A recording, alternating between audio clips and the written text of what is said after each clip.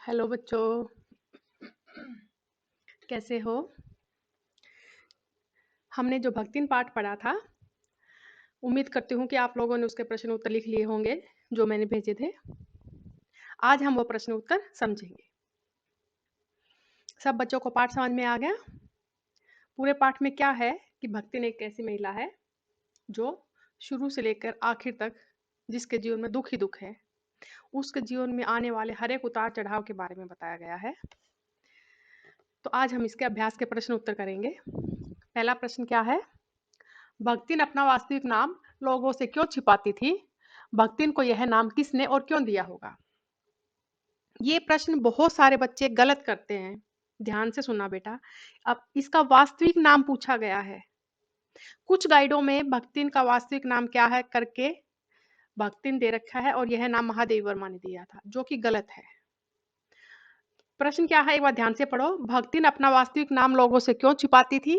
भक्तिन को यह नाम किसने और क्यों दिया होगा? ध्यान से सुनो। हम बताएंगे कि भक्तिन का वास्तविक नाम लक्ष्मी था, जिसका अर्थ होता है धन की देवी, और वो अपना लक्ष्मी नाम लक्ष्मण बोलती थी। और ये नाम उसके माता पिता ने यह सोच कर दिया होगा कि हमारी बेटी के पास धन दौलत का कोई अभाव नहीं रहेगा, हमेशा धन का आवागमन होता रहेगा। लेकिन भक्तिन के जीवन में शुरू से लेकर अंत तक धन नाम की कोई चीज नहीं थी, इसलिए वो लोगों से अपना वास्तविक नाम छिपाती थी। अब ये देखो, पहला प्रश्न आ गया है, इसमें दो प्रश्न है। भक्तिन का वास्तविक नाम क्या था? भक्तिन का वास्तविक नाम लक्ष्मी था, और ये इसलिए छुपाती थी क्योंकि उसके पास धन नहीं था और नाम लक्ष्मी था। लोग उसका मजाक न उड़ाए, इसलिए लोगों से वो अपना वास्तविक नाम छुपाती थी। फिर अगला प्रश्न है, भक्तिन को यह नाम किसने और क्यों दिया होगा? तो इसका उत्तर है कि भक्तिन को यह नाम उसके माता पिता ने ये सोच कर दिया होगा कि हमारी लड़की के पास धन की कोई कमी नहीं रहेगी, और ये सोचकर उसका नामकरण लक्ष्मी रखा होगा। अगला प्रश्न है, दो कन्या रत्न पैदा करने पर भक्तिन पुत्र महिमा में अंधी अपनी जेठानियों द्वारा घृणा व उपेक्षा का शिकार बनी। ऐसी घटनाओं से ही अक्सर यह धारणा चलती है कि स्त्री ही स्त्री के दुश्मन होती है। क्या आप इससे सहमत हैं? क्या बताया गया है कि भक्तिन के दो दो कन्या यानी लड़कियां हो गई थी, और उसकी जो जेठानी थी उसको दो लड़के थे। हालांकि बाद में भक्तिन को एक लड़की और हुई, तीन लड़कियां थी उसके। तो क्या था कि भक्तिन की जेठानी के लड़के थे और भक्तिन की लड़कियां पैदा हुई, इसलिए भक्तिन की लड़कियां और भक्तिन को बहुत सारा घर में काम काज करना पड़ता था, जबकि उसकी जेठानी और उसके लड़के कोई भी काम न करके निठल्ले घूमते रहते थे। इतना ही नहीं, बल्कि उसके लड़कों को अच्छा खान पान, दूध घी मलाई दिया जाता था, और उसकी लड़कियां जो पूरा दिन घर में, खेतों में, खलिहान में काम करती रहती थी, और उसके बाद रूखी सूखी गुड़ और चने के साथ उसको उनको रोटी दी जाती थी। यह ऐसा इसलिए है कि हमारे समाज में लड़कों को लड़कियों से बेहतर समझा जाता है, और ये समझा जाता है कि सिर्फ लड़के ही हमारा वंश आगे बढ़ा सकते हैं। ये सोचकर जो स्त्री लड़कियों को जन्म देती है उसे हीन भावना से देखा जाता है, और लड़कियों को भी वो पदवी नहीं मिल पाती जो लड़कों को मिलती है। जबकि पहले की अपेक्षा अब कुछ परिवर्तन आया है, लेकिन फिर भी इतना बदलाव नहीं आया है जितना कि आना चाहिए। इन सब बातों को देखते हुए देखा होगा कि घर में आदमी जो हैं वो इतना भेदभाव नहीं करते, बल्कि औरतें, ननंद, जेठानी, सास, ये सारे मिलकर अगर लड़की पैदा होती है तो बहू को ताने मारते हैं, कुछ ना कुछ सुनाते हैं, और भक्तिन के साथ भी ऐसा ही हुआ था। इसलिए हम ये कह सकते हैं कि जो उसकी जेठानी और सास थी, जो उसे लड़की पैदा करने पर बार-बार कुछ सुनना पड़ता था या उनकी लड़कियों को ही काम करना पड़ता था, तो एक औरत ही औरत की दुश्मन है, इस बात से हम सहमत हैं, जबकि ऐसा नहीं होना चाहिए। अगला प्रश्न है, भक्तिन की बेटी पर पंचायत द्वारा जबरन पति थोपा जाना एक दुर्घटना पर नहीं, बल्कि विवाह के संदर्भ में स्त्री के मानवाधिकार, इसकी स्वतंत्रता को कुचलते रहने की सदियों से चली आ रही सामाजिक परंपरा का प्रतीक है। कैसे? हम कह सकते हैं कि भक्तिन की बेटी जो थी, वो भक्तिन के जेठ के साले के साथ जेठ के साले ने एक चाल चलकर जबरदस्ती उसे अपने पास बुलाया और बाद में शोर मचाकर ये कह दिया कि ये मेरे पास आई थी। तो पंचायत ने ये निर्णय लिया कि क्योंकि दोनों ये एक साथ पाए गए हैं, इसलिए इनका विवाह कर देना ही उचित होगा। जबकि भक्तिन के जो जेठ था, उसका जो साला था, उसकी ये चाल थी उससे शादी करने के लिए, ताकि भक्तिन का पति मर चुका था और उसकी सारी जायदाद उन लड़कियों के पास न जाकर उन्हीं के पास रह जाए, इसलिए वो अपनी चाल में सफल हो गया। लेकिन गांव वाले और पंचायत वालों ने यह सोचकर कि ये दोनों साथ पाए गए हैं, लड़की के बार बार मना करने पर भी, उसे ये कहने पर भी कि देखो मैंने इसके मुंह पर एक तमाचा भी जड़ा है, लेकिन उसकी बात नहीं मानी जाती और उन दोनों की जबरदस्ती शादी कर दी जाती है, भक्तिन की लड़की के न चाहने पर भी। तो इस प्रकार से हम कह सकते हैं कि समाज में स्त्रियों की शादी से पहले या कोई भी ऐसी घटना हो जाती है, तो उनकी शादी के लिए कोई उनकी मर्जी, उनकी रजामंदी नहीं पूछी जाती है, बल्कि उनके ऊपर जबरन अपना जो फैसला होता है वो थोप दिया जाता है। और भक्तिन की लड़की के साथ भी यही हुआ कि जो सालों से और सदियों से चली आ रही सामाजिक परंपरा थी कि स्त्रियों को शादी के लिए उनकी रजामंदी, उनकी स्वीकृति नहीं ली जाए, ऐसा ही करके और उन्हें उसे भी जबरदस्ती उसके साथ शादी में बांध दिया गया। अगला प्रश्न है, भक्तिन अच्छी है यह कहना कठिन होगा क्योंकि उसमें दुर्गुणों का अभाव नहीं, लेखिका ने ऐसा क्यों कहा होगा? भक्तिन अच्छी है यह कहना कठिन होगा। हमने देखा कि पूरे पाठ में शुरू से लेकर आखिर तक भक्तिन में बहुत सारी अच्छाइयाँ भी थी, लेकिन यही नहीं कि उसमें अच्छाइयाँ ही अच्छाइयाँ थी, उसमें बहुत सारी कमियां भी थी। दुर्गुण का मतलब क्या है? बुरे गुण भी थे। तो वो सारे बातें इसमें बतानी है। इस प्रश्न में ये पूछा गया है कि हम कहेंगे कि भक्तिन में बहुत सारी अच्छी तो थी ही, इसके साथ साथ उसमें बहुत सारी कमियां भी थी। हम उसकी कमियों को नजरअंदाज नहीं कर सकते हैं। उसकी कमियां निम्नलिखित थी करके हम पॉइंट्स में भी बना सकते हैं इस प्रश्न को और पहरे में भी बना सकते हैं। तो सबसे पहले क्या है कि भक्तिन भक्तिन में बहुत सारे अवगुण थे। सबसे पहले तो ये बताएँगे, जब वो सफाई करती थी इधर-उधर, झाड़ू वगैरह लगाती थी, पोछा लगाती थी, तो उस समय इधर-उधर पड़े हुए पैसों को उठा लेती थी और अपने कुठार घर में, अपने जहाँ पर पैसे रखती थी वो वहाँ पर डाल देती थी। और पूछे जाने पर यह कह देती थी कि वो तो मैंने सुरक्षित रख दिए हैं, और हालाँकि वो वापस भी नहीं देती थी। इसके साथ-साथ भक्तिन देहातिन थी।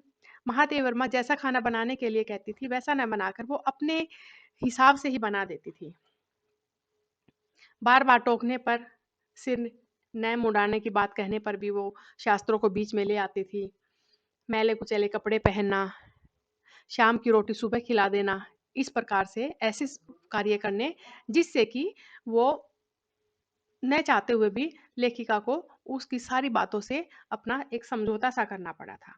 इस प्रकार से हम कह सकते हैं कि भक्तिन में बहुत सारे अवगुण भी थे, यानी दुर्गुण भी थे। अगला प्रश्न है, भक्तिन द्वारा शास्त्र के प्रश्न को सुविधा से सुलझा लेने का क्या उदाहरण लेखिका ने दिया है? इसमें क्या पूछा गया है, यानी कोई भी बात जब लेखिका कहती थी, महादेव वर्मा उसे कुछ कहती थी, तो हर एक बात में वो शास्त्रों को बीच में ले आती थी। तो हम कहेंगे कि भक्तिन द्वारा हर एक बात के पीछे शास्त्र को बीच में ले आना इसलिए था क्योंकि जब वो उसका कोई अर्थ उसे नहीं समझ में आता था, यानी वो कोई किसी बात का जवाब नहीं दे पाती थी, तो बीच में शास्त्रों को लाकर कि शास्त्र में ऐसा कहा गया है, शास्त्र में ऐसा कहा गया है, कह के अपनी बात को ऊपर रखती थी। जब ये कहा जाता कि तुम हर तो कुछ दिनों के पश्चात अपने बाल क्यों कटवाती हो, तो वो कह देती थी कि शास्त्रों में लिखा गया है। विधवा होकर सफेद कपड़े क्यों पहनती हो, बाल क्यों मुंडवाती हो, तो शास्त्रों में लिखा गया है। यानी हर बात को शास्त्रों को बीच में ले आना उसकी एक आदत सी बन गई थी। अगला प्रश्न है, भक्तिन के आ जाने से महादेवी अधिक देहाती कैसी हो गई थी? तो इसका उत्तर होएगा कि महादेवी वर्मा के पास जब भक्तिन आई थी तो वो गांव से आई थी। उसका पूरा जीवन बचपन से लेकर अब तक का पूरा जीवन देहात में यानी गांव में बीता था। देहात में क्या होता है, सीधा सादा पहनावा, सीधा सादा खाना, सीधा सादा आचरण जो होता है, भक्तिन का भी वैसा ही था। महादेव वर्मा के बार बार कहने पर भी वो दूसरी सब्जी नहीं बनाती थी।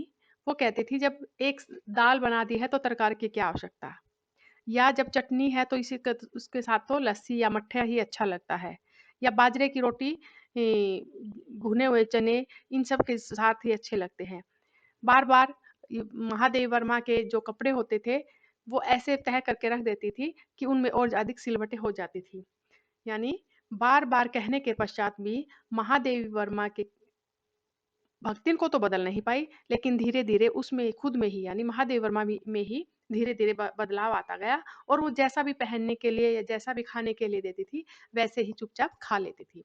इस प्रकार से कहा जा सकता है कि भक्तिन में तो कोई भी बदलाव नहीं आया शहर में आकर, बल्कि महादेवी वर्मा भक्तिन जैसी धीरे-धीरे बनती चली गई यानी अधिक देहातीन होती चली गई। अब ये थे हमारे अभ्यास के प्रश्न उत्तर। इसके साथ-साथ एक इस पार्ट का और इम्पोर्टेंट क्वेश्चन है और वो है भक्तिन के चरित्र की विशेषताएँ।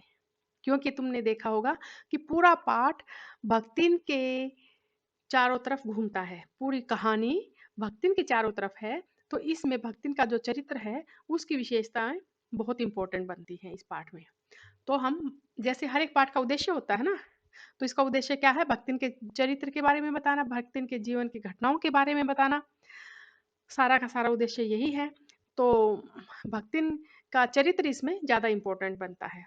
तो भक्तिन के चरित्र की अगर विशेषताएँ आ जाएँ, तो हम बताएँगे कि भक्तिन के चरित्र में निम्नलिखित विशेषताएँ थीं। सबसे पहले तो देहातीन थी। देहात के तरह सीधा खान-पान, सीधा पहनावा, सीधा रहन-सहन था। समझदार थी, अपने पति को भी हमेशा कभी उसके पति उसे डाँटते नहीं थे, जबकि उसकी जेठानी को उसका पति बार-बार मारता-पीटता रहता था।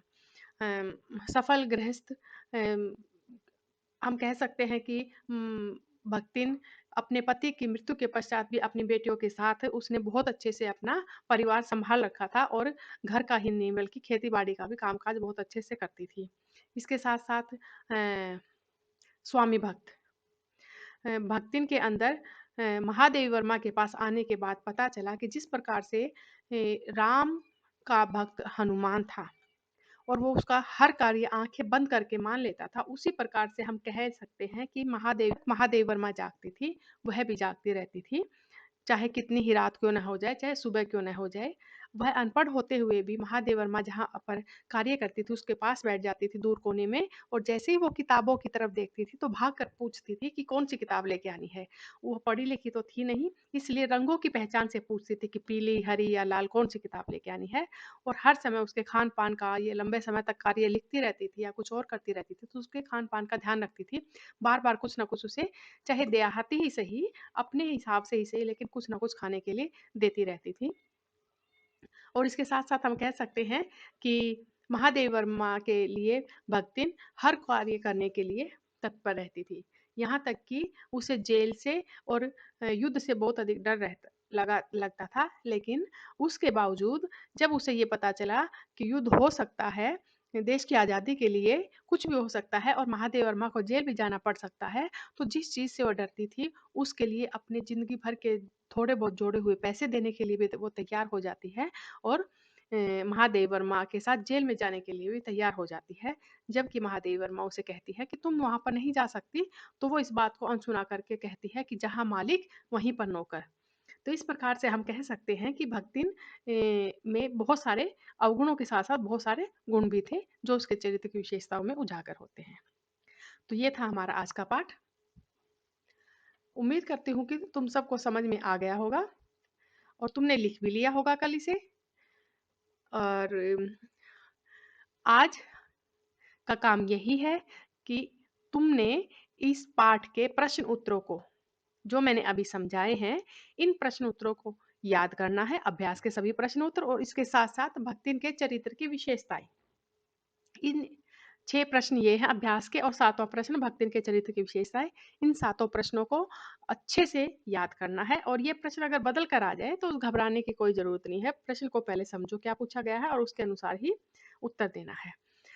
तो 7 प्रश्न ये और इसके साथ-साथ भक्तिन पाठ के जो ऑप्शन वाले लघु प्रश्न उत्तर हैं, वो भी तुमने याद करने हैं और लिखने हैं। धन्यवाद।